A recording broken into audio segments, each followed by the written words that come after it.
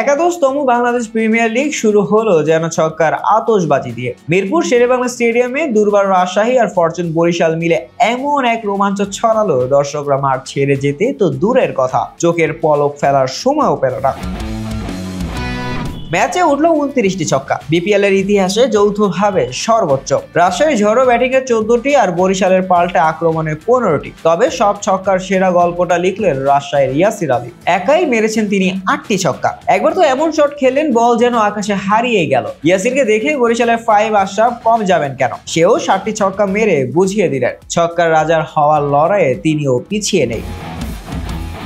মজার ব্যাপার, আজকের 29টি ছক্কার ম্যাচ কোনো নতুন রেকর্ড গড়েনি। বিপিএল এ এমন ছক্কার বৃষ্টি হয়েছিল আগেও, গত মৌসুমে চট্টগ্রাম চ্যালেঞ্জার্স আর কুমিল্লা ভিক্টোরিয়ান্সের ম্যাচে। তবে সেদিন কুমিল্লার ব্যাটসম্যানরা 18টি ছক্কা মেরে বেশিরভাগ অবদান রেখেছিলেন। বিশেষ করে উইল জ্যাক্সের 10টি ছক্কা ছিল মন্ত্রমুগ্ধ করার মতো। আজ বরিশাল আর রাজশাহী যেন যৌথভাবেই সেই কীর্তি ফিরিয়ে আনলো।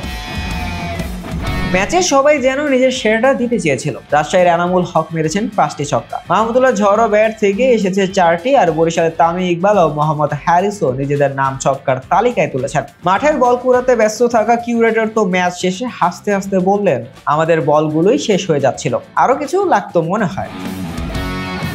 যদিও আজকের 29টি ছক্কার ম্যাচ বিপিএল এ যৌথভাবে শীর্ষে, তবে ইনিংসের দিক থেকে বরিশাল ও রাজশাহী আর সেরা 5-এ ওড়ে। এক ইনিংসে সর্বোচ্চ ছক্কার রেকর্ড এখনো রংপুর রাইডার্সের দখলে। 2017 সালে ক্রিস গেইল একাই 18টি ছক্কা মেরে বিপিএল কে বিশ্ব রেকর্ড উপহার দিয়েছিলেন। সেদিন ঢাকার বোলাররা বল ছুড়ছিলেন আর গেইল সেগুলো পাঠাচ্ছিলেন গ্যালারি পেরিয়ে গ্রাউন্ডের বাইরে।